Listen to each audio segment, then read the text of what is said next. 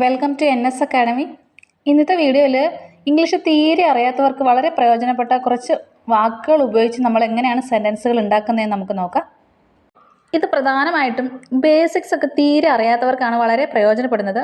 അപ്പോൾ നമുക്ക് ഓരോ വാക്കുകൾ വെച്ചിട്ട് നോക്കാം. അത് വെച്ച് നമുക്ക് എങ്ങനെയാണ് ഇംഗ്ലീഷിൽ സെൻറ്റൻസുകൾ ഫോം ചെയ്യുന്നതെന്ന് നോക്കാം. പോകാറുണ്ട്, പോയി, പോകും, ഇവ എങ്ങനെയാണ് ഒരു സെൻറ്റൻസിലേക്ക് ഫോം ചെയ്യുന്നതെന്ന് നമുക്ക് നോക്കിയാലോ. ആദ്യത്തേത് ഞാൻ പോകാറുണ്ട്. ഞാൻ പോകാറുണ്ട്, ഐ ഗോ. പോകാറുണ്ടെന്ന് പറയുന്നത് ഗോ. അപ്പോൾ അതിൻ്റെ കൂടെ നമ്മൾ ഞാൻ നിങ്ങോട്ട് ചേർത്തു. അപ്പോൾ ഞാൻ പോകാറുണ്ട്, ഐ ഗോ. അങ്ങനെയെങ്കിൽ ഞാൻ സ്കൂളിൽ പോകാറുണ്ടെന്ന് എങ്ങനെ പറയുന്നത്? I go to school. I ഗോയുടെ കൂടെ ടു സ്കൂളും കൂടെ ചേർത്താൽ ഞാൻ സ്കൂളിൽ പോകാറുണ്ടെന്ന് ഐ. അതുപോലെ ഞാൻ ഓഫീസിൽ പോകാറുണ്ടെന്ന് എങ്ങനെ പറയുന്നത്? I go to office. അവിടെയും ടു ഓഫീസ് എന്നാണ് ചേർത്തേക്കുന്നത്. അടുത്ത നമുക്ക് പോയി എന്ന വാക്ക് വെച്ചിട്ട് എങ്ങനെയാണ് ഒരു സെൻറ്റൻസ് ഉണ്ടാക്കുന്നത് നോക്കിയാലോ. അപ്പം നമ്മൾ നേരത്തെ ഞാൻ പോകാറുണ്ടെന്ന് പഠിച്ചു കഴിഞ്ഞു. ഇനി അങ്ങനെ ഞാൻ പോയി എന്നെങ്ങനെ പറയും? പോയി എന്ന് പറയുന്നത് വെൻറ്റ് എന്നാണ്. അപ്പം ഞാൻ പോയി, ഐ വെൻറ്റ്. നേരത്തെ നമ്മൾ ഞാൻ സ്കൂളിൽ പോകാറുണ്ടെന്ന് പറഞ്ഞു. അതുപോലെ നമ്മൾ സ്കൂളിൽ പോയി എന്നങ്ങനെ പറയും? I went to school. അതുപോലെ ഓഫീസിൽ പോയി എന്ന് പറയുന്നത് ഐ വെൻറ്റ് ടു ഓഫീസ്. അടുത്ത നമുക്ക് പോകും എന്നെങ്ങനെയാണെന്ന് നോക്കിയാലോ. പോകും എന്ന് പറയുന്നത് വിൽ ഗോ. വിൽ ഗോ പോകും. അപ്പം ഞാൻ പോകും എന്നെങ്ങനെ പറയുന്നത്? I will go. അതുപോലെ ഞാൻ സ്കൂളിൽ പോകും എന്നെങ്ങനെ പറയും? I will go to school.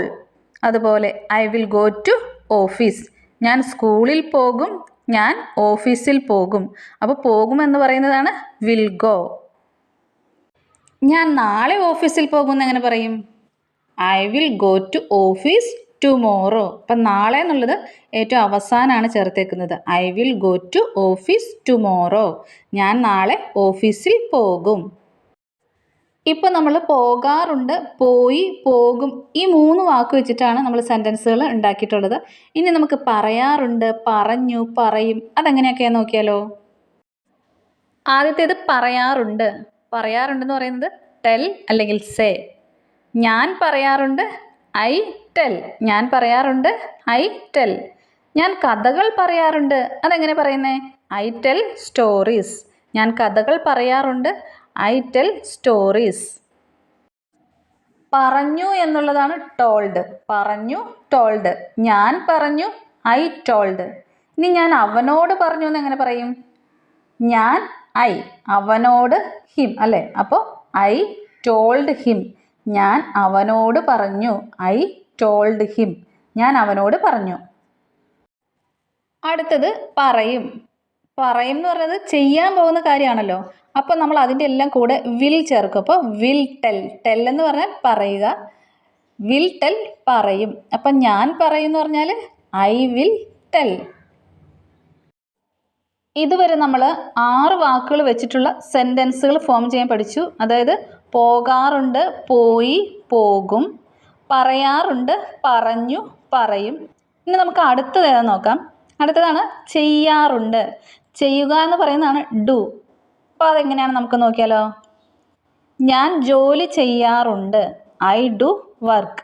അപ്പോൾ ഞാൻ ഐ ജോലി വർക്ക്. അപ്പോൾ ഞാൻ ജോലി ചെയ്യാറുണ്ട്, ഐ ഡു വർക്ക്. ഇപ്പോൾ ചെയ്യാറുണ്ടെന്നല്ലേ നമ്മൾ പഠിച്ചത്. അപ്പോൾ എങ്ങനെ ചെയ്തു എന്ന് പറയും? ഡിഡ്. ഡിഡ് ചെയ്തു. ഡു ചെയ്യാറുണ്ട്, ഡിഡ് ചെയ്തു. അപ്പം ഞാൻ ജോലി ചെയ്തു എന്ന് എങ്ങനെ പറയുന്നത്? I did work. ഞാൻ ജോലി ചെയ്തു. അതുപോലെ തന്നെ ഞാൻ ചെയ്യും, അതെങ്ങനെ പറയുന്നേ? ഡു ചെയ്യാറുണ്ട്. അപ്പം ചെയ്യും എന്നെങ്ങനെ പറയും? Will do. ഞാൻ ജോലി ചെയ്യും, ഐ വിൽ ഡു വർക്ക്. ഞാൻ ജോലി ചെയ്യും, ഐ വിൽ ഡു വർക്ക്. അടുത്തത് കാണാറുണ്ട്, കണ്ടു, കാണും. ഇത് 3 എങ്ങനെയാണ് സെൻറ്റൻസുകളിൽ വരുന്നതെന്ന് നോക്കാം. കാണാറുണ്ടെന്ന് പറയുന്നത് സി. അപ്പോൾ ഞാൻ കാണാറുണ്ടെന്ന് പറയുമ്പോൾ ഐ സി. ഞാൻ അവളെ കാണാറുണ്ടെന്ന് എങ്ങനെ പറയും? I C Har. അതുപോലെ തന്നെയാണ് കണ്ടു. ഞാൻ കണ്ടു. സി എന്ന് പറഞ്ഞാൽ കാണാറുണ്ട്, കണ്ടു എന്ന് പറയുന്നത് സോ. അപ്പം ഞാൻ കണ്ടു, ഐ സോ. ഞാൻ അവളെ കണ്ടു എന്ന് എങ്ങനെ പറയും? I saw her. അതുപോലെയാണ് നമ്മൾ കാണും. Will see. കാണും, വിൽ സി. ഞാൻ കാണും, ഐ വിൽ സി. ഞാൻ അവളെ കാണുന്നോ? I will see her. ഞാൻ അവളെ കാണും. നമ്മളിപ്പോൾ 12 വാക്കുകൾ ഉപയോഗിച്ച് എങ്ങനെയാണ് സെൻറ്റൻസുകൾ ഫോം ചെയ്യുന്നതെന്ന് നന്നായി പഠിച്ചു കഴിഞ്ഞു. ഇനി നിങ്ങളിതെല്ലാം വ്യക്തമായി മനസ്സിലാക്കിയതിന് ശേഷം മറ്റുള്ളവരോട് ഈസി ആയിട്ട് നിങ്ങൾക്ക് സംസാരിക്കാനും സാധിക്കും. അപ്പോൾ ഇത് പ്രധാനമായും ഇംഗ്ലീഷിൻ്റെ ബേസിക്സ് അറിയാത്തവർക്ക് വളരെ പ്രയോജനപ്പെടുന്ന ഒരു ക്ലാസ്സാണ്. അപ്പോൾ നമുക്ക് മറ്റൊരു വീഡിയോയുമായി വീണ്ടും കാണാം. താങ്ക്